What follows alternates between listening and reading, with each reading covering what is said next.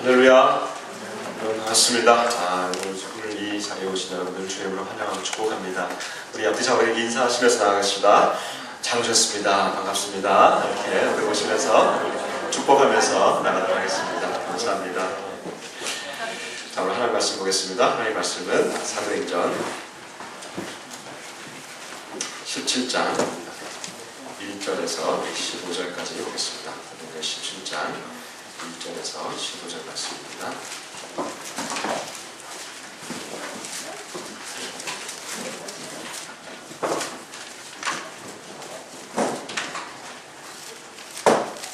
사도행전 17장 1절에서 15절 말씀 우리 같이 한 절씩 우리 교독하도록 하겠습니다. 제가 먼저 읽습니다. 17장 1절에서 합니다. 그들이 암비불리와 아볼로니아로 다녀가 데살로니가에 이르러 거기 유대인의 회당이 있는지라 바울이 자기를 걸려들어 그들에게 들어가서 내가 시키되 성경을 가지고 뜻을 풀어 그리스도가 해를 받고 죽은 자 가운데서 다시 살아나야 할 것을 증언하고 이르되 내가 너희에게 전하는 이 예수가 곧 그리스도라 하니 그 중에 어떤 사람도 정직한 유다인의 분위와 적절한 비불리도 그러나 유대인들은 시기하여 저자의 어떤 불량한 사람들을 데리고 때를 지어 성을 초동하게 하여 야손의 집에 침입하여 그들을 백성에게 끌어내려고 찾았으나 말려하지 못하니 유대인들을 끌고 부장들을 통해서 소식을 제라를 저렇게 하는 사람들이 여기에 야손이 그들을 맞아들였도다. 이 사람들이 다 가이사의 명을 거역하여 말하되 다른 임금 곧 예수라 하는 이가 있다 하더이다 하니 우리와 역전들이 이 말을 듣고 야손과 그 나머지 사람들에게 보석금을 받고 놓아주니라. 그들이 곧 바울과 시라를 대하여 주니 그들이 여러 유대인의 회당에 들어가니라. 베레아에 있는 사람들은 데살로니가에 있는 사람들보다 더 너그러워서 간절한 마음으로 말씀을 받고 이것이 그러한가 하여 날마다 성경을 상고함으로 그 중에 믿는 사람이 많고 베레아의 유대인과 남자가 적지라. 데살로니가에 있는 유대인들은 바울이 하나님의 말씀을 베레아에서도 전하는 줄을 알고 거기도 가서 무리를 움직여 소동하게 하거늘 그들이 곧 바울을 보내어 바라가게 하되 시험하지고는 아직 거기 머무르라. 다같이 바울을 인도하는 사람이 그를 데리고 아데까지 이르러 그에게서 실라와 디모데를 자기에게로 속히 오게 하라는 명령을 받고 떠나니라. 아멘.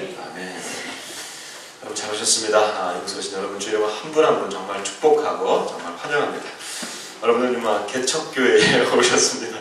다른 말로 하면 교회가 세워지는 초기 과정 가운데 있는 이런 상황 가운데 여러분들 오셨다고 하는 것입니다. 여러분 그래서 사실 어떻게 보면 교회가 세워진다는 것, 이거는 교회가 세워진다고 하는 것은요 복음의 아주 초기 단계에 우리가 지금 와 계신 분들이거든요. 사실은 한국 교회나 초대교회 교회에 보시면요 교회가 막 세워지는 그 과정도 있었어요. 그렇죠? 그래서 한국 교회 초기에 보면 교회가 막 마을마다 막 세워지는 그러한 장면들을 보게 되는데 요즘 하도 이제 교회가 많다 보니까 교회 세우다 그러면 또 이상하게 생각하고 그러더라고요. 교회 세운다 그러니까 한국 사람 목사님 왜 교회를 세우고 이렇게 많은데 그냥 하나 교회를 그냥 맡으시면 되지 막 이런 분들이 굉장히 많았어요. 그러나 여러분 그렇지 않습니다. 우리가 너무 교회가 많다 보니까 왜 교회를 우리가 세워야 되는지 잊어버릴 정도가 되었는데 사실은 그렇지 않아요. 오늘날에도요 여러분 교회는 세워져야 되는 줄 믿습니다. 교회는 세워져야 되는 거예요. 교회는 그 시대마다 하나님이 원하시는 그 마음들이 있거든요. 그 시대마다 새롭게 갱신돼야 되고 그리고 앞으로 보십시오. 이 마음을 보시고 우리가 어디로 또 갈지 모르겠지만 가는 곳마다 교회는 세워져서 그 교회를 통해서 하나님의 일은 계속 이루어져야 되는 것이에요. 그러면 이제 우리가 개척교회고 교회가 세워지는 가정 가운데 있는데 그러면 교회는 어떻게 세워질 것인가? 아주 우리 초기 단계부터 우리가 와 있습니다. 교회는 어떻게 세워질 것이냐? 오늘 우리가 본문을 보니까 데살로니가 교회와 그 다음에 이 베레아 교회가 일어나는 것을 볼 수 있습니다. 지난주에 이어서 우리는 빌립보 지역, 특별히 빌립보 지역을 떠났는데 이 빌립보 빌립보 지역에서 이제 넘어가서 이 데살로니가와 베레아 지역에 교회가 세워지는 장면을 우리가 보겠습니다. 제가 잠깐 우리 슬라이드를 잠깐 보여주시죠. 네. 슬라이드를 보여주시면 지금 이제 바울의 일행을 좀 1차 전도행이 이렇게 있습니다. 1차 전도행을 이렇게 넘어가고요. 여기 보시면 예루살렘, 여기가 이스라엘입니다. 그렇죠? 여기서 쭉 올라와서 안디옥 교회가 일어나게 됩니다. 그렇죠? 예루살렘 시대, 그 다음에 안디옥 교회 시대, 그 다음에 바울의 선교 시대가 이제 우리가 열어보고 있는 겁니다. 자, 이제 바울의 선교 시대를 떠나서 1차 전도행을 가다가 저 위에 무시아라고 하는 거, 아시아라는 곳이 있죠? 저쪽 위에, 그렇죠? 왼쪽 끝에 저쪽까지 이르렀습니다. 2차 전도여행을 보시죠. 보여주세요. 다음 슬라이드 보여주세요. 네. 2차 전도여행에서 지금 이제 어디까지 와 있냐면 바울이 지금 지난주에 우리가 빌립보를 봤습니다. 보이십니까 빌립보? 네. 혹시 안 보이시면 저한테 끝나고 오세요. 안 걸어서 해드리겠습니다. 빌립보 지역이 있죠. 네, 빌립보 지역을 보시면요. 그 다음에 이제 우리가 보면 그쪽 좋습니다. 이게 지금 누가 하는지 아세요? 지금 어디서 있나? 이거 안 보이네. 예, 빌립보 지역이 있고 오늘 여기 1절 보니까 아볼로니아가 있고요. 그 바로 위에 빌립보와 아볼로니아 사이에 저기 안 나왔는데 암비볼리가 있습니다. 이 저쪽 사이에 암비볼리가 있고요. 그건 작아서 안 나왔습니다. 그 다음에 오늘 우리가 보고 있는 본문의 큰 내용이 데살로니가 보이십니까? 그 다음에 베레아. 이거 어디다가 지금 왜요 지금? 데살로니가와 베레아. 개척교회는 다 그래요 아직. 이 지역 두 군데를 우리가 보게 될 것입니다. 제가 왜 두 군데를 보냐? 다음 주에 베레아를 보면 되는데 이 데살로니가 교회와 이 베레아 교회가 세워지는 과정이 거의 비슷합니다. 그래서 그냥 같이 오늘 보도록 하겠습니다. 뭐 다음 주에 뭐 또 새로운 것처럼 이렇게 얘기하기 좀 그러니까 그냥 보겠습니다. 자, 그러면 지금 바울이 이런 지역을 지금 들어가고 있단 말이죠. 자, 이스라엘 지역에서 지금 요 안디옥 지역으로 가서 어디까지 갔냐면 저 윗지역에 저 무시아지 아까 저쪽 마케도니아 저기는 지금 헬라 지역 그리스 지역이에요. 그러니까 아예 인종이 다릅니다. 그리스인들이 있고요. 그럼에도 불구하고 이 모든 지역 다 자체가 이 당시에 누구의 통제하에 있었습니까? 로마의 통제하에 있었다고 하는 사실입니다. 이것을 좀 기억하시면서 자, 본문으로 들어오겠습니다. 이제 슬라이드 꺼주시고 자, 그러면 바울이 그러면 이 들어가는 곳마다 전략이 있었어요. 저를 보시면 됩니다. 1절을 같이 한번 읽어보겠습니다. 1절과 10절 같이 한번 읽어봅니다. 시작. 그들이 암비볼리와 아볼로니아로 다녀가 데살로니가에 이르니 거기 유대인의 회당이 있는지라. 아멘. 10절 보겠습니다. 다시 읽어봅니다. 시작. 밤에 형제들이 그 바울과 시라를 대리하여 보내니 그들이 이르러 유대인의 회당에 들어가니라. 아멘. 자, 어디에 들어가고 있어요? 유대인의 회당에 들어가고 있어요. 자, 바울은 가는 곳마다 유대인들이 모여 있었어요. 아까 그 지역 모든 지역에 흩어진 유대인들이 있었고요. 그 유대인들은 가는 곳마다 무엇을 만들었냐 하면 회당이라고 하는 것을 만들었습니다. 즉 우리 좀 말하는 교회 같은 거예요. 이 교회를 만들어 놓고, 이 교회는 아니에요. 근데 유대인들 자기들만의 어떤 모임을 만들어 놓고 건물을 만들어 놓고 그 안에 들어가는 거예요. 그러니까 유대인은 흩어지는 곳마다 만들었는데 제가 지금 1월 말에 러시아를 가봤거든요. 러시아를 갔는데 그 아주 소수 진짜 아주 비르비잔이라는 아주 진짜 아주 시골이에요. 근데 그 시골 안에 뭐가 있냐면 유대인들이 흩어져 거기서 있는 거예요. 거기까지 온 거예요. 근데 거기도 보니까 최고로 좋은 땅에다가 선교사님이 교회를 만들려고 최고의 좋은 지역을 건물을 샀는데 그 지역의 선교사를 쫓아내고 자기네들이 그걸 차지해버려야 거기다 회당을 만든 거예요. 그러니까 이 회당이 뭐 하는 데냐 방문해 보니까 그 회당은 뭐냐면 그렇게 수천 킬로미터 떨어져 수만 킬로를 떨어져도 이들은 그곳에 모여가지고 뭐 하냐면 자신들의 정체성을 유지하기 위해서 성경 토라가 뭐냐면 모세오경이죠. 성경에 제일 첫 번째 나와 있는 창세기, 출애굽기, 레위기, 신명기 뭐가 빠르다 민수기, 신명기 토라. 그 다음에 뒤에 나와 있는 시가서, 선지서 이런 것들을 이들 아예 그냥 이걸 매주 여기서 암송하면서 이 정체성을 유지하는 것이 바로 이 회당이라는 것이에요. 그러니까 이 유대인들이라고 하는 것은요, 지금 가가지고 있는데 회당에 들어간다고 하는 거는 그러면 그 안에 청중이 지금 누구라고 하는 거예요? 유대인이라는 거예요. 유대인. 그러니까 이 바울이 지금 가가지고 말씀을 전하는 청중이 바로 자기가 똑같은 민족 유대인이라고 하는 거예요. 그런데 이 유대인들은요 아주 독특합니다. 이들은 지금 아까도 보셨지만 이 자기 고향 예루살렘에서 훨씬 수천 킬로 떨어진 곳에 지금 흩어져 있단 말이죠. 이들을 뭐라고 하냐면 디아스포라 유대인이라고 해요. 흩어졌다. 오늘날로 말하면 우리 민족도 디아스포라 민족이잖아요. 그렇죠? 많은 민족이 우리 디아스포라 민족이 우리 안에 있습니다. 뭐 조선족, 고려인, 조총련, 아니 미국에 가 있는 우리들 제일 높고, 그 다음에 여기 와 있는 우리 탈북민들도 다 디아스포라에 크게 한반도에 들어가 있는 거예요. 이 유대인들은요, 이 디아스포라 고향을 떠나니까 그 다음에 자기 정체성을 유지하려고 뭘 집착하냐면 이 성경 토라. 그래서 이걸 통해 가지고 자기의 정체성을 유지한단 말이죠. 그래서 아예 그냥 어떤 유대인들은 이 토라를 그냥 통째로 외워버려요. 대단하죠? 우리도 한번 해볼까요? 벌써 막 얼굴이 굳어지고 막 힘들단 말이죠. 이 토라를 그대로 외운다는 거. 또 하나, 이 유대인들은 뭐가 있냐면요, 이들이 이렇게 흩어진 게 사실은 자기들이 뭐 고향 땅을 뭐 자발적으로 떠난 게 아니거든요. 여러분, 조선족들이 왜 떠났습니까? 고려인들이 왜 떠났어요? 고향이 어려워지니까 핍박이 오니까 떠나게 되는 거거든요. 마찬가지예요. 유대인들도요. 이 역사상에 보면요, 이들이 바벨론에 포로로 끌려가면 다 흩어지게 됩니다. 그러니까 이런 역사적 아픔이 있단 말이에요. 근데 이 역사적 아픔이 뭐와 연결되냐 하면 선지서에 보면 이 아픔에서 우리 민족을 구원해줄 뭐가 나온다는 거예요? 메시아. 그러니까 시간이 지나면 지날수록 이들에게는 무슨 사상이냐면 메시아 사상이 있습니다. 메시아, 다른 말로 하면 구원, 우리말로 하면 구원자고, 그 당시에 있는 그 당시 문화로 하면은 그리스 말로 하면 그리스도가 되는 거예요. 헬라말. 그러니까 이 메시아를 얼마나 기다리냐 해가지고 메시아 대망 사상이라고 합니다. 크게 기다린다. 그러니까 이런 메시아를 기다리고 있는 청중들이 지금 바울의 지금 청중이 되는 거예요. 그러면 이 회당에는 지금 이 유대인들만 있느냐? 그렇지 않아요. 보십시다. 4절 한번 읽어보세요. 4절 한번 읽고 같이 한번 볼까요? 4절 같이 한번 읽어봅니다. 시작. 그 중에 어떤 사람하고 경건한 헬라의 큰 무리와 적지 않은 유대인도 권한을 받고 바울과 실라를 따라갑니다.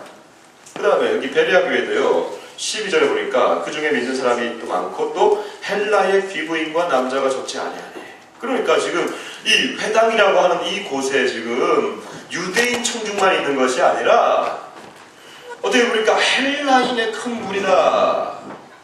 헬라인의 무리다. 이 헬라인이라고 하는 건요, 아까도 보셨지만 이 그리스 사람들입니다. 그리스 사람들이 유대인들이 회당을 지어놓으니까 그 안에 들어와가지고 같이 이제 보게 되는 거예요. 자, 그러면 이 그리스 사람들은 어떤 사람이냐, 헬라 사람들은 어떤 사람들이냐? 여러분 그 세계사에 보면은 그리스, 로마, 신화 들어보셨죠? 그리스, 로마, 신화 보면요, 신들이 많이 나옵니다. 그렇죠? 그 신들 보면 뭐 최고의 신 누구죠? 제우스 신 들어보셨어요? 바다의 신, 요즘 나오는 신 포세이돈, 이건 요즘 저기 영화도 나오고 그런 거예요. 아름다움의 신 누구죠? 비너스는 로마 이름이고, 원래는 뭐냐면 아프로디테라고 합니다. 이게 로마로 가니까 비너스가 되는 거예요. 신의 신 누구죠? 헤라클레스. 그러니까 이런 형태의 이 신들이단 말이에요. 그러니까 이 그리스 사람들이 갖고 있는 신들은 누구냐면 다 이런 얘들 신들끼리 결혼도 하고 신들끼리 죽이기도 하고 이런 다신론적인 사람들이에요. 근데 사실 잘 생각해 보면 정말 인생의 깊이 가운데 빠져 있는 사람들이 정말 추구해야 될 신관이 어떤 거냐면요, 그런 나와 똑같은 어떤 그런 레벨의 신관에 있어서 이들은 매력을 느끼지 못하는 거예요. 삶이 아주 깊은 어두운 가운데 들어가면 갈수록 나를 뭔가 이렇게 좀 구원해 줄 수 있는 어떤 그런 신. 근데 유대인들이 믿는 그 신 딱 보니까 유일신이거든요. 하나님 한 분밖에 없다 그러거든요. 강력한 신이거든요. 그래서 여기에 매력을 느끼는 거예요, 이 그리스 사람들이. 그러면서 이 회당에 오게 되는 사람들. 그래서 그들을 경건한 이방인이라고 합니다. 그래서 거기서 경건한 헬라인이라는 게, 이 말이 거기서 나오는 거예요. 자, 그러면 지금 청중이 유대인 청중이 있고 헬라인 청중이 있는 이 회당에 들어갔습니다. 그러면 처음으로 이 바울이 들어가서 여기서 무엇을 전했을까요? 우리 찬양합시다 라고 했을까요? 아니면 처음부터 들어가서 우리 기도합시다 그랬을까요? 아니면 바울은 로마 시민권을 갖고 있는 유대인이니까 로마에 대한 얘기를 그 당시 다 로마 사람들이 여기 잡고 있으니까 회당에 들어가가지고 로마에 대한 얘기를 했을까요? 아니 그건 다른 말로 하면 정치 얘기예요. 정치 얘기 잠깐 할게요. 그 당시 정치 얘기. 로마 시대 이 시대가요 그 로마 거기서부터 이제 쭉 올라가면 저쪽으로 로마인데 로마가 다 잡고 있었기 때문에 그 당시 로마 황제가 누구냐면 클라우디우스입니다. 이 클라우디우스가 누구냐면 유대인들이 이때 다 흩어져서 로마에 살고 있었대요. 그 당시에 그러니까 요 시기에 바울이 데살로니가 가게 한 요 시기 한 2, 3년 전에 클라우디우스가 어떤 일을 했냐면 로마에 있는 모든 유대인들을 다 쫓아내버려요. 그러니까 2, 3년 전에 바로 불과 몇 년 전에 다 쫓아내서 어디로 가냐면 이제 우리가 다음 주에 보게 될 18장에 보게 될 고린도 지역이라고 하는 곳으로 다 쫓아내버립니다. 가까워요. 그러니까 그리고 난 다음에 그 당시 시기에 요 사건 이후에 지금 오늘 이 데살로니가 사건 이후에 한 2, 3년 있다가 이 클라우디우스가 죽게 됩니다. 그 다음 황제가 누군지 아세요? 여러분들 다 아는 얘기야. 황제예요. 로마의 아주 폭군이 있죠. 누구죠? 네로 황제예요. 이 정치적 격변기 가운데 있는 거예요. 그러니까 이런 그러니까 오늘 말로 하면 지금 이제 김정은 시대에 격변기 있는 것처럼 지금 이런 재미있는 얘기를 지금 회당에 가가지고 하면 사람들 좋아할 거 아니에요. 그렇죠? 무슨 변화가 있겠어요? 바울은 그런 얘기를 하지 않았어요. 바울이 얘기한 게 뭐냐? 같이 한번 읽어보십시다. 2절 같이 한번 읽어봅니다. 시작. 바울이 자기의 관례대로 자기에게 들어가서 새 안식일에 성경을 가지고 강론하며 바울이 이 청중들을 향해서 지금 말씀한 것은 무엇이냐면요. 새 안식일, 즉 매주 금요일입니다. 안식일은 그 당시.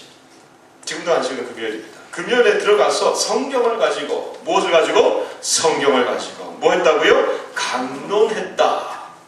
성경을 가지고 강론했다. 이 강론이라고 하는 것은요 그냥 저처럼 이렇게 오늘 여기 설교하듯이 선포하는 것이 아니라 그래서 여러분들은 그냥 듣고만 있는 것이 아니라 이 회당이라고 하는 것은 이 전체적으로 이렇게 라비가 서서요 전체적으로 둘러 앉아가지고 얘기를 하면요 이게 강론이라고 하는 것은 서로 주고받는 겁니다. 질문이 있으면 또 질문을 듣고 그 질문을 가지고 어떻게 하면 성경에서 찾아볼까 하는 것을 성경을 가지고 강론하는 작업이에요. 그러니까 이 바울의 이 강론 작업은요 이 사도행전에 보면 계속적으로 그가 다니면서 강론을 하게 됩니다. 19장에도 보면요 에베소에서 두란노 서원 들어보셨습니까? 두란노의 서원을 세워서 그곳에 3년 동안 말씀을 강론하니라. 20장에 보면요 유두고라는 청년이 있어요. 그 청년이 있는데 밤새도록 바울이 강론하니라. 그러다가 유두고가 떨어져 죽으니라.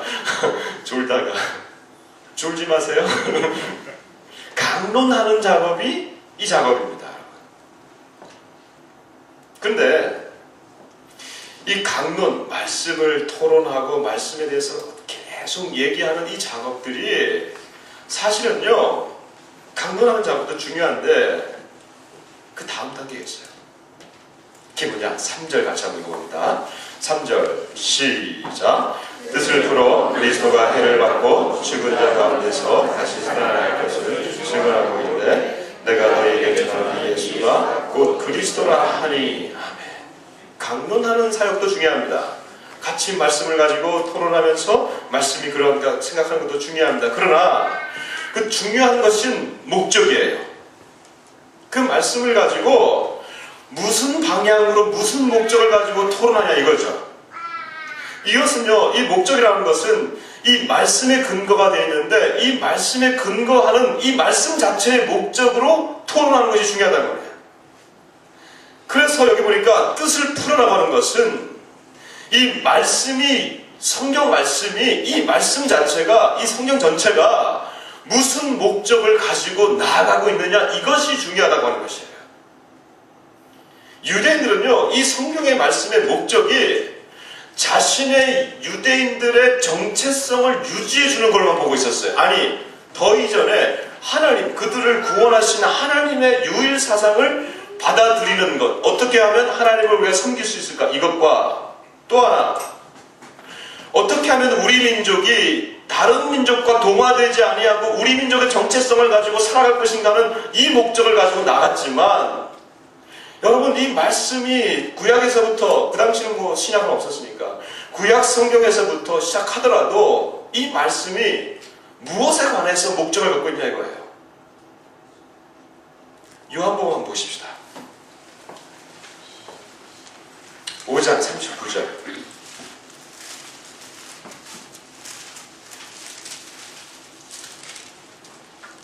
요한복음 5장 39절. 제가 못 찾았어요. 아직 좀 기다려보세요.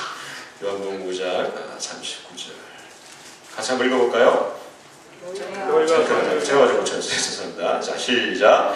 너희가 영생에서 영생을 얻는 줄 생각하고 성경을 연구하거니와 이 성경이 곧 내게 대하여 증언한 것이니라. 아멘. 누구에 대해 증언한대요?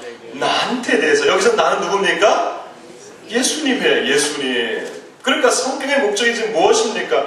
유대인들은 자신에서 이 안에서 하나님을 어떻게 섬기고 어떻게 영생을 받으며 또 하나 어떻게 우리 민족의 정체성을 유지할 것인가 생각했지만, 이 성경, 이 구약 성경의 목적조차도 예수님에 관해서 알려주는 것이라고 하는 거. 더 무서운 말씀이 있습니다. 누가복음 한번 보십시다. 24장 바로 앞에 있는 거죠. 24장 27절. 누가복음 24장은요, 여러분 손가락 다 껴놓으시고 또 본문으로 들어가니까 계속 보셔야 됩니다. 24장 27절 같이 한번 읽어봅니다. 시작. 이에 모세와 모든 선지자의 글로 시작하여 모든 성경에 쓴 바 자기에 관한 것을 자세히 설명하시니라. 아멘. 자기에 대해서 자세하게 쓴 거 누굽니까? 예수님이에요.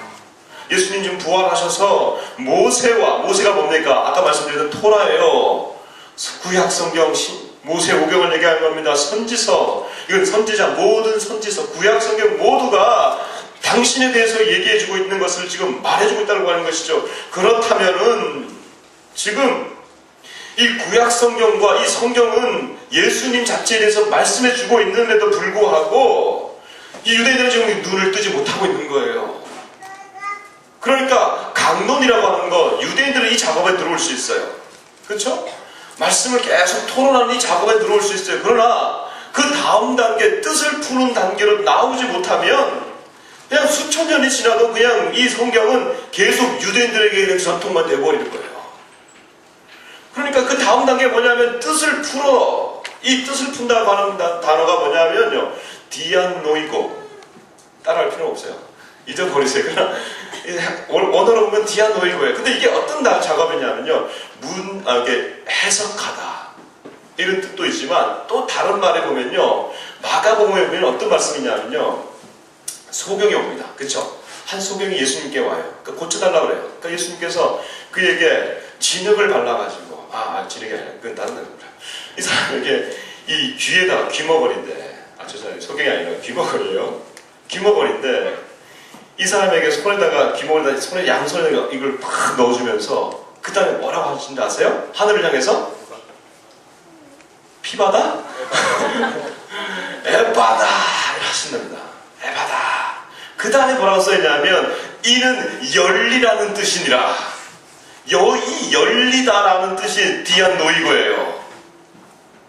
무슨 말인지 아시겠어요? 그러니까 뜻을 푼다고 하는 것은 단순하게 그냥 이것을 해석하는 작업이 아니라 우리의 눈을 여는 작업이 필요한 거예요.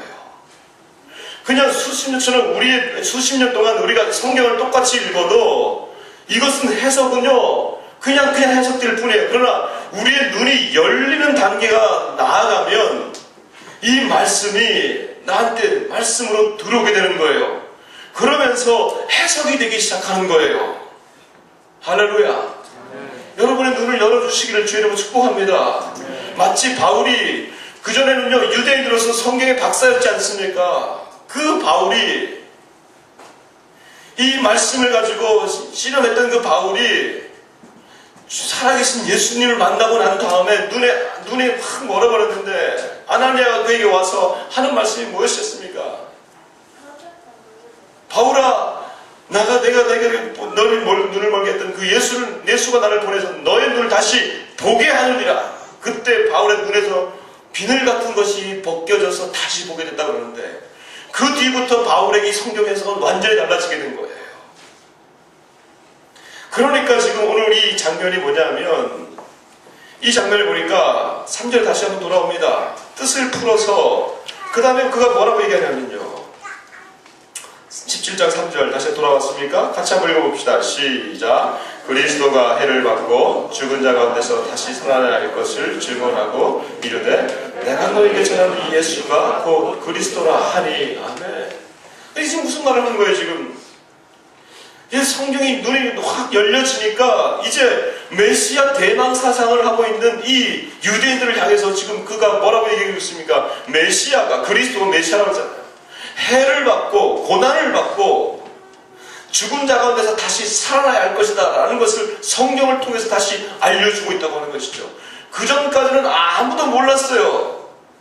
그런데 이제 다시 한번 이 말씀을 풀어주니까, 눈이 열리고 말씀이 풀어주니까 이사야 53장 5절 6절에 해석이 되는 거예요. 그가 찔림은 뭐죠 그 다음에? 우리의 허물을 인하며 그가 상함은 우리의 죄악을 인하니라.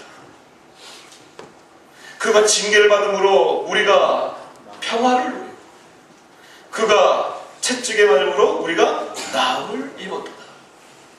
우리는 다 각기 양 같아서 각기 제 길로 갔거늘 하나님께서는 우리 모두의 죄악을 그에게 담당시키셨다. 수천 년 동안 그들을 외우고 그렇게 고뇌하면서 외웠지만 이것을 알지 못했는데, 눈이 열려지니까, 말씀이 열려지니까 이것이 그리스도로 해석이 되고, 아, 이것이 메시아구나, 메시아가 죽어야 되는구나 라고 하는 것이 해석이 되고 적용이 되는 거예요. 여러분, 놀라운 일입니다. 데살로니가 교회 사람들, 베레아 교회 사람들, 이 말씀을 열어주니까요, 말씀이 들어가기 시작하니까 이들이 어떻게 이것을 받아들인지 성경에 잘 나와 있어요. 데살로니가를 지내면서 교회가 세워지면서 바울이 나중에 데살로니가에다가 교회에다가 편지를 씁니다. 그게 성경에 나와 있는 데살로니가 전후서예요. 한번 보십시다. 데살로니가 전후서에 데살로니가 전서, 그 뒤에 있는 성경입니다. 디모데전서 앞에 있죠. 데살로니가 전서 2장을 한번 보십시다. 2장 13절.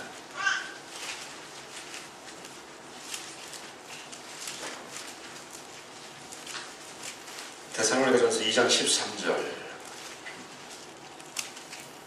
찾으셨어요? 330페이지인데 자, 한번 읽어봅시다. 시작. 이러므로 우리가 하나님께 끊임없이 감사함은 너희가 우리에게 들은바 하나님의 말씀을 받을 때에 사람의 말로 받지 아니하고 하나님의 말씀으로 받음이니 진실로 그러하도다. 이 말씀이 또한 너희 믿는 자 가운데서 역사하느니라. 아멘. 야, 이 말씀이 또한 너희 믿는 자 가운데서 역사하느니라. 이 역사가 우리 가운데 있기를 원합니다. 아멘. 말씀을 받을 때에 정말로 이것이 사람의 말이 아니고 하나님의 말이구나, 성경을 읽을 때 이런 자세가 필요한 거예요. 데살로니가 교회만 그랬습니까? 그렇지 않아요. 우리 본문으로 다시 한번 돌아오면 오늘 여러분들이 본문을 좀 외우셨으면 좋겠는데 17장 11절을 보십시다. 사도행전 17장 11절, 유명한 말씀이죠. 베레아 사람들은 어떻습니까? 이 사람들 더해요. 11절 같이 한번 읽어봅니다. 시작. 베레아에 있는 사람들은 데살로니가에 있는 사람들보다 더 너그러워서 간절한 마음으로 말씀을 받고 이것이 그러한가 하여 날마다 성령을 상고함으로. 아멘. 말씀을 가지고 하는데 베레아 사람들은요, 더한 그 열정과 마음을 가지고 이 말씀이 정말 그런가 보다 간절하게 더 말씀을 가지고 상고한다, 깊이 묵상한다. 바울이 얘기했던 그 그리스도에 대한 그 순환에 대한 얘기, 이사야서가 이런 말씀이 있었나? 다시 한번 보는 거예요. 시편 22편에 보니까 그 그리스도의 그 십자가 달린 사건이 있어요. 다시 한번 보는 거예요. 그런 것을 보면서요, 왔다 갔다 하면서 성경을 막 읽고 왔다 갔다 하는 거예요. 놀라운 일이 일어나는 거예요. 그러면요, 그 말씀의 능력이 나한테 이렇게 쫙 들어옵니다. 여러분 그런 거 느끼신 적 있으세요? 이제부터 느끼셔야 돼요. 이 말씀의 능력이 내 안에 싹 들어와요.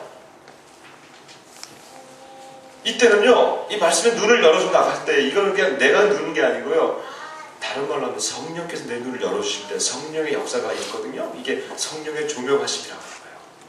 성령이 내 눈을 열어주시는 거예요. 여러분 이 말씀의 능력을 받고 살아가실 줄 여러분 축복합니다. 아멘. 아침에 일어나기 전에, 일어날 때 내가 밥을 먹기 전에 내가 이 말씀을 먹지 않고는 내가 밥을 먹지 않겠다라는 결단이 있길 바랍니다. 내가 아침에 누군가 전화하기 전에 주님에게만 먼저 내가 보고하겠다 하는 결단이 있기를 바랍니다. 자, 그러면요, 이 말씀을 가지고 이게 딱 세워지니까 이거에 대해서 이제 반응하는 사람들이 나옵니다. 그렇죠?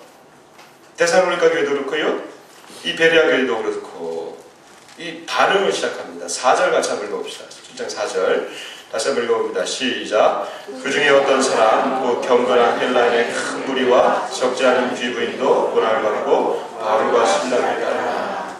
여기 보면 또 다음에 아까 읽었던 우리 12절도 보면요, 헬라의 귀부인과 남자가 적지 아니하다.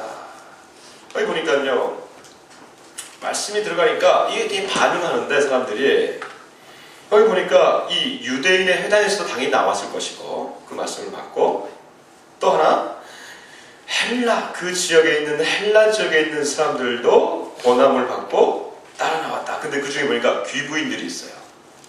귀부인이라고 하는 것은요, 그 당시 사회가 암만 그래도 이 여성이 먼저 되는 사회는 아니잖아요. 그렇죠? 근데 귀부인이라고 하는 것은 그 시대에 지금 베레아 지역과 그다음에 이 데살로니가 지역 공통적으로 좀 귀한 가문에 있는 부인들 같아요. 결혼한 부인들. 그러니까 아주 이런 분들까지도 이 말씀에 반응하는 그런 역사가 있다는 거예요, 지금. 그러니까 이거는요, 말씀이 들어가면 사람이 세워지고 그 사람은요, 다음 단계로 말씀으로 훈련받아서 세워지는 거예요. 그럼 교회는 무엇으로 세워지느냐? 다른 말로 하면 결론이 나왔어요. 교회는 말씀으로 세워지는 거예요. 저는 저희 아버지랑 같이 개척을 했던 개척 2세대입니다. 저는 이제 어떻게 보면.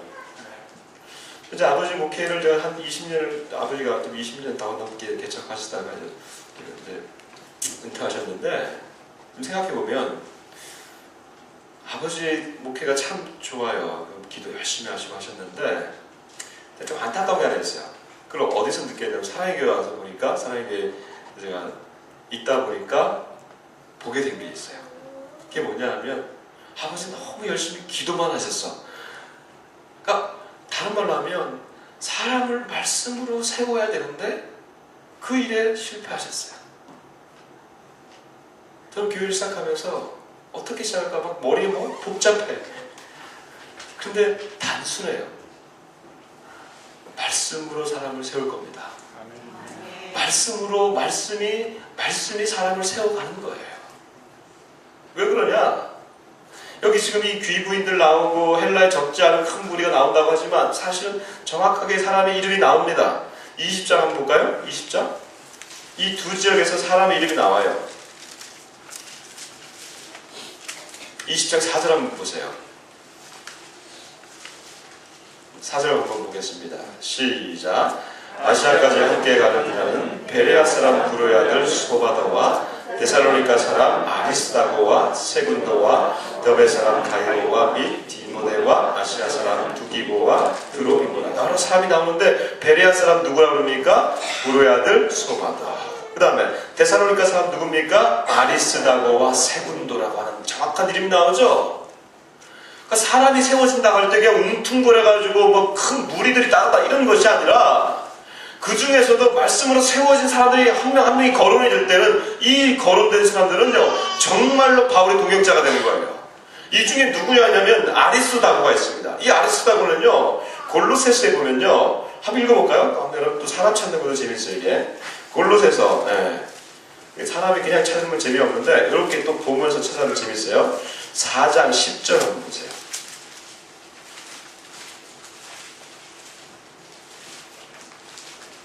이 골로새서는요, 바울이 이제 옥중에 갇혀서 지은 편지, 쓴 편지인데 4장 10절에 보면 정확하게 이름이 나와 있습니다. 4장 10절 시작.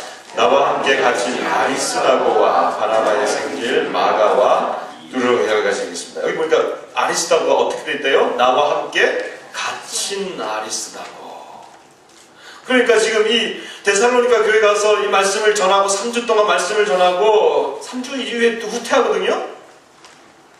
그럼에도 불구하고 그 말씀을 받은 사람들 중에 아리스다고가 있을 뿐만 아니라 이 아리스다고는 나중에 이 바울과 옥에 갇힐 정도로 되는 말씀으로 훈련받은 사람이 되는 거예요.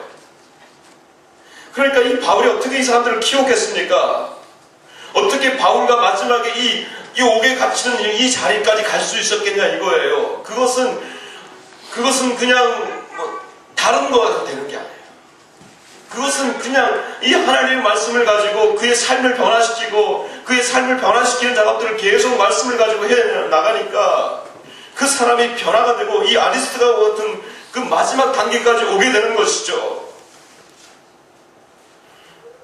90년대 후반에 중국을 갔어요. 탈북 국민들이 많이 나온다고, 탈북자들이 그 당시에 많이 나온다고 그랬어요. 가봤어요.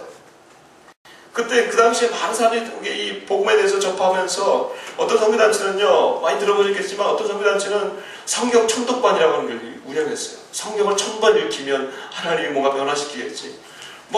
이 중에도 성경 천독반 출신 한 명 있어요, 이게. 근데 여러분, 그 성경 천독반 출신 가운데 다는 그렇지 않습니다만 그때 막 훈련받은 사람들이 무슨 교재가 있겠어요. 그 당시에 선교사들이 가가지고 한 게 별로 없어요. 그냥 이 말씀 가지고 이들과 같이 씨름하고 살면서 먹고 자고 하면서 이때 할 때 이들이 이 말씀, 우리가 딱딱한 이 말씀, 그리고 또 한국말이잖아요. 우리 조선말이 아니잖아요. 북한말이 아니잖아요. 이게 이 딱딱한 말씀을 그냥 어떤 사람은 100번 읽은 사람이 있고 200번 읽은 사람이 있고 400번 읽은 사람도 있는데 이 사람들이 이 말씀 부여잡고 그냥 뛰어들어갔어요. 그래서 한국교회는 앞으로요, 이 열리게 되면요, 90년대 중후반, 그 다음에 2000년 초반에 있었던 이들의 역사, 순교자들이 이 단체에 나왔어요. 한국교회는 다시 재조명해야 될 겁니다. 지금은 가려져 있어요. 왜 이들이 그렇게 목숨을 걸고 뛰어들 수 있느냐? 말씀 때문에. 이런 말씀을 부여잡으면 이 말씀 하나 가지고 내가 살아가겠다고 하는 이 말씀 때문에. 그래서 그들이 들어가서 그 안에서 또 다른 사람을 말씀으로 양육하면 그것들이 또 다른 사람을 양육하게 되고 그런 작업이 일어나면 그것이 교회가 되는 거 아닙니까? 그러면 교회의 기초는 무엇입니까? 교회가 새롭게 되는 것은 무엇입니까? 교회는 왜 세워지고 무엇으로 세워지느냐 이거예요. 교회는 말씀으로 세운 줄 믿습니다. 교회는 말씀으로 세워지는 거예요. 교회는 법으로 지키는 것도 아니에요. 교회는 힘으로 지키는 것도 아니에요. 돈으로 만들어지는 것도 아니에요. 교회는 말씀이 세워질 때 세워지고 건강하게 되는 것이에요. 저 우리 교회가 그렇게 말씀으로 세워지기를 정말 원하고 있어요. 여러분들도 이렇게 개척교회 한다고 하니까 함께 달려드신 분들 정신 없으시죠? 뭘 어떻게 해야 될지 모르겠고, 그리고 또 우리 교회가 또 북한을 품다 그러니까 북한을 위한 선교단체로 생각하면 안 돼요. 북한을 위한 NGO가 아니에요. 이건 교회예요. 무슨 말이냐? 교회는요, 말씀으로 세워져서 말씀으로 충만하고 말씀으로 이해하고 말씀으로 위로받고 말씀으로 증거받고 말씀으로 증거하고, 이것이 교회예요. 이 방향이 우리 북한으로, 이 한반도로 나아가는 뿐입니다.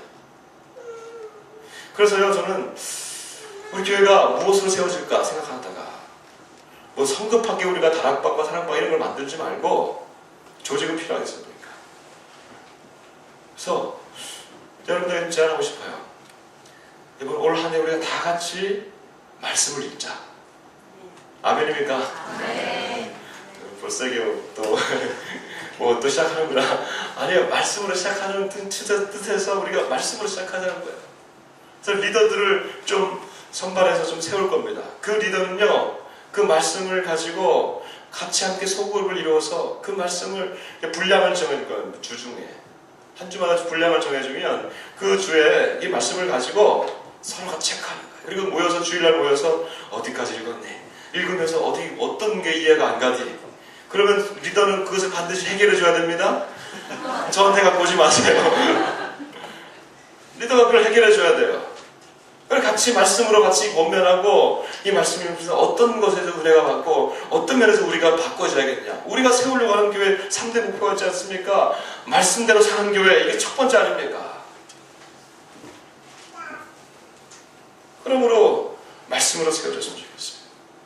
목사님 저는 하나도 몰라요. 말씀 읽어도 막 잠만 와요. 잠만 오더라도 읽으세요. 나는 모르겠어요. 그럼 테이프 들으세요. 난 진짜 모르겠어요. 그럼 쓰세요. 참에 다 그렇게 하는 거예요. 그러면서 말씀이 나를 읽어가면요, 말씀이 나를 이끌어가면 우리 가운데 아리스다고가 나올 거예요. 우리 가운데 세군도가 나오고 소바다가 나올 줄 믿습니다. 그래요. 그럼 교회가 이렇게 단단하게 세워지는 거예요. 이게 이 교회, 이게 단단하게 세워져요. 그러나 교회가 세워질 때마다 초대교회나 한국교회랑 마찬가지예요. 교회가 세울 때마다 안에는 단단한데 밖에는 굉장히 어려워요. 외부적인 환경은 어려워요. 다시 한번 돌아가 볼까요? 왜 어려운지. 5절 6절 같이 한번 읽어봅시다. 5절 6절. 사도행전 17장 5절 6절 시작. 그러나 유대인들은 시기하여 저자의 어떤 불량한 사람들을 데리고 때를 지어 성을 소동하게 하여 야손의 집에 침입하여 그들을 백성에게서 끌어내려 찾았으나 발견하지 못하며 야손과 및 형제들을 끌고 읍장들 앞에 가서 소리질러 이르되 천하를 어지럽게 하던 이 사람들이 여기도 이르매 하면서 소리를 지릅니다. 외부적인 환경은 어려워요. 베레아도 마찬가지예요. 베레아에서도요, 형제들이 와서 소동하게 됩니다. 무리들이 와서 소동을 일으킵니다. 여러분, 그럼에도 불구하고 계속적으로 외적인 상황들이 계속적으로 어려움에도 불구하고 이 말씀 사역은 위축되지 않았어요. 계속적으로 이런 어려움이 동일하게 있어요. 그럼 말씀이 들어가고 그 말씀으로 사람이 세워지고 그 말씀으로 사람이 세워져서 교회가 세워지니까요, 그 다음에 동일하게 이 사도행전에 보면요, 아주 동일한 사건들이 평가, 중간 평가적인 언급들이 나옵니다. 아까 말씀드렸죠. 이 예루살렘 지역과 예루살렘 교회, 그 다음에 아까 위에 안디옥 교회, 그리고 이제 그 안디옥 교회에서 나가는 선교 사역, 이 3대 사역이 굉장히 중요한데, 이 3대 사역이 끝날 때마다 성경이 우리가 읽고 있는 이 사도행전에서는요, 중간 평가적인 언급이 있어요. 그 중간 평가적인 언급은 뭐냐 하면 말씀이 흥왕하니라예요. 그럼 얼굴을 보니까 안 믿으시는데 6장 한번 찾아봅시다. 6장 7절 세 군데를 찾겠습니다. 6장 7절 시작. 하나님의 말씀이 점점 왕성하여 예루살렘에 있는 제자의 수가 더 심히 많아지고 허다한 제사장의 무리도 이도에 복종하니라. 아멘. 예루살렘 교회 이후에 지금 말씀이 왕성해진 것을 얘기해주고 있습니다. 그러면 12장 24절 예루살렘과 안디옥으로 넘어가는 그 시기 가운데 있는 이 말씀의 평가입니다. 24절입니다. 시작. 하나님의 말씀은 흥왕하여 더하니라. 아멘. 그 다음에 이제 선교 사역 가운데 있습니다. 19장 20절 에베소 지역에서 일어나는 사건입니다. 시작. 이와 같이 주의 말씀이 힘이 있어 흥왕하여 세력을 얻으니라. 아멘. 이 세 가지 사건에서 계속적으로 나오고 있는 이 중간 평가되는 언급이 뭡니까? 말씀이 흥왕한다. 말씀이 일어나고 있다. 그러므로요, 교회가 세워지는 모든 곳, 초대교회뿐만 아니라 한국교회도 마찬가지예요. 초기에는요, 말씀 사경회라고 해가지고 그냥 말씀만을 가지고 읽어내는 그 말씀을 전하는 그런 부흥회, 이런 것들이 있었어요. 교회가 세워지는 모든 곳에서는요, 이 말씀이 역사하고 그 말씀과 함께 성령이 역사하고 성령이 일어나니까 교회가 세워지고, 교회가 세워지니까 사람들이 점점 더 흥왕해지는, 말씀이 흥왕해지는 이 사건들. 특별히 여러분, 우리 가운데는요, 북에서 오신 분들이 계세요. 가운데. 특별히 북에서 오신 분들 여러분 잘 보세요. 이 교회가 어떻게 세워져 나가는지를 잘 보세요. 왜? 앞으로 우리가 가서 이제 고향 땅에 가서 우리가 예배를 드려야 될 거 아니에요. 예배를. 교회를 세운다고 하는 건 다른 거 아니야. 나는 믿는 데는 북한 땅에 가서 내 고향에서 내가 예배를 드려야겠는데 예배 드릴 사람이 없어. 그럼 나 혼자 예배 드리는 거야, 그 안에서. 그러면 그거 교회가 되는 거예요. 근데 이 교회가 세워지면 나 혼자만 예배 드리면 또 그렇잖아. 또 누구 한 명 불러야 될 거 아니에요. 그럼 부모는 부모를 부르고 친구를 부르든 어쨌든 교회가 세워지는데 그 안에서 뭘 할 거냐 이거예요. 말씀이 세워지는 거예요. 여러분, 모든 북한에 앞으로 세워질 교회는 개척교회인 줄 믿습니다. 위로가 됩니다. 모든 교회는 이제 개척교회, 북한에 무슨 기성교회 어디 있어요? 다 개척돼야 되는 곳이에요. 그렇다면 특히 여기 가문에서 북한에 오신 분들은요, 이 교회가 어떻게 세워져 나가는지, 아니 교회를 세우는데 같이 동참함으로써 하나님이 앞으로 세우실 이 한반도 교회를 우리가 같이 꿈꾸고 미래를 꿈꿔요. 그러면 교회가 세워질 때 바로 말씀이 우리를 인도하고, 말씀을 위할 때 토론하고, 말씀 가지고 토론하고, 말씀으로 이것을 눈이 열려지고 뜻을 풀어내고 할 때에 그 안에 성령께서 역사하실 때에 그 성령의 역사가 나를 세우고 교회를 세우고 공동체를 세우고 민족을 세울 줄 믿습니다. 아멘. 그렇게 되기를 주님으로 축복합니다. 아멘. 그렇습니다. 옆 사람들에게 인사하십시다. 말씀으로 사십시다. 여러분, 떠나기 전에 17장 11절 같이 한번 읽어봅시다. 아까 제가 외웠으면 좋겠다 했는데요. 17절 11절 다시 한번 읽어보겠습니다. 17장 11절 같이 한번 읽어보겠습니다. 시작. 레라에 있는 사람들은 데살로니가에 있는 사람들보다 더 너그러워서 간절한 마음으로 말씀을 받고 이것이 그러한가 하여 날마다 성경을 상고함으로. 아멘. 제가 조금 너그럽습니다. 그래서 요 간절한 마음으로부터만 여러분들 외우시면 되겠습니다. 간절한 마음으로 말씀을 받고 이것이 그러한가 하여 날마다 성경을 상고함으로. 오늘 이곳을 떠나기 전까지 여러분 이 말씀을 외우십시오. 외우십시오. 좀 이따가 식사하다가 아니 오늘 하루가 가기 전까지 이 말씀을 외우시면서 여러분이 계속적으로 말씀의 바다에 뛰어들었으면 좋겠습니다. 오늘 다 같이 일어나십시다. 오늘 다 같이 일어나셔서 찬송하겠습니다. 찬송하고 말씀 가지고 기도하겠습니다. 우리 오늘 399장, 찬송가 399장 주의 약속하신 말씀 위해서 찬송하면서 기쁨으로 우리가 깊이 찬양하면서 하나님 앞에 나아가겠습니다.